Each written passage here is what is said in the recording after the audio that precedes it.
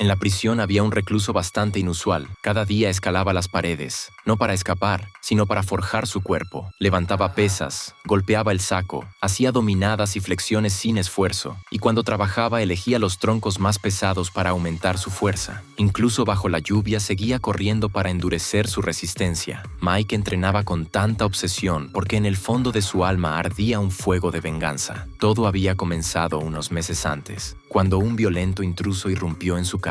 Al oír por teléfono los gritos de su esposa pidiendo ayuda, corrió con todas sus fuerzas, pero al llegar, ella ya no respiraba. Desgarrado por el dolor, logró atrapar al criminal con sus propias manos y llevarlo ante el juez, sin imaginar que el asesino había sobornado al magistrado. Fue declarado inocente y puesto en libertad. Al recordar a su esposa muriendo entre sus brazos, Mike perdió el control. Le quitó el arma a un policía y disparó contra el asesino en el acto. Su venganza estaba cumplida, pero él fue condenado a cadena perpetua. Lo enviaron a la prisión más brutal de la región, un lugar donde los reclusos podían pelear a placer y los guardias simplemente fingían no ver. Apenas cruzó la puerta, uno de los carceleros registró sus pertenencias. Se fijó en el anillo que llevaba en la mano y tras golpearlo con la porra, se lo arrebató sin remordimiento. En aquel infierno había un preso perverso llamado Sean y su compañero de celda, Jack, era su víctima favorita. Cada noche los gritos de Jack resonaban por todo el bloque, mientras Mike escuchaba impotente,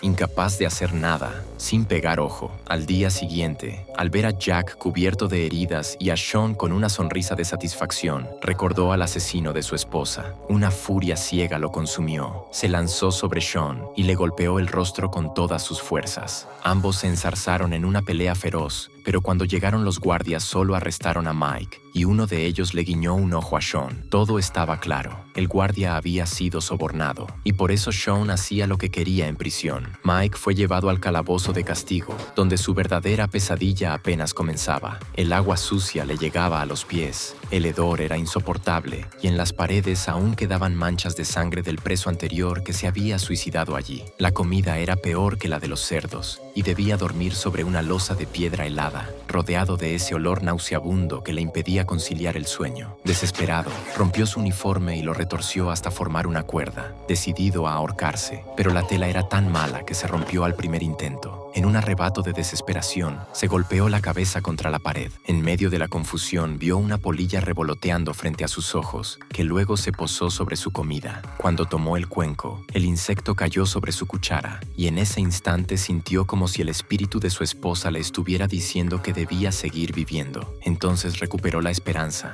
y con esfuerzo, empezó a tragar aquel alimento asqueroso. Cuando finalmente salió del aislamiento, lo trasladaron a una nueva celda. Era una celda para 4, pero solo quedaba un preso. El guardia le explicó que los otros 3 habían sido asesinados por el demonio que compartía la celda con él, de la manera más brutal imaginable. Dicho esto, lo encerró y se marchó. Mike miró a su nuevo compañero, un hombre con mirada de asesino, y sintió el miedo apoderarse de él. Al día siguiente intentó sobornar al guardia con todo el dinero que tenía, pidiéndole que lo cambiara de celda, pero el guardia, aunque aceptó el dinero, rechazó su petición. No quería involucrarse. Sabía que Mike había hecho enfadar a Sean. Más tarde, mientras trabajaba, Sean y sus secuaces lo acorralaron y lo golpearon sin piedad, con los guardias observando como si nada. Después lo devolvieron al calabozo. Cuando llovía, el agua se filtraba al interior, haciendo que aquel lugar miserable fuera aún más insoportable. En medio de la desesperación, Mike comprendió una dura verdad. En esa prisión solo los fuertes sobrevivían. Desde entonces empezó a entrenar con más determinación que nunca, usando todo lo que tenía a su alcance. Aumentaba el peso cuando cargaba objetos, hacía flexiones sobre el borde de la cama y cuando llovía, corría bajo el agua para ganar resistencia. Meses de disciplina y dolor transformaron su cuerpo y su mirada. La debilidad y el miedo fueron reemplazados por una fría determinación. Así, cuando Sean volvió a desafiarlo, Mike ya estaba preparado. Sabía que había llegado el momento de su primer combate real.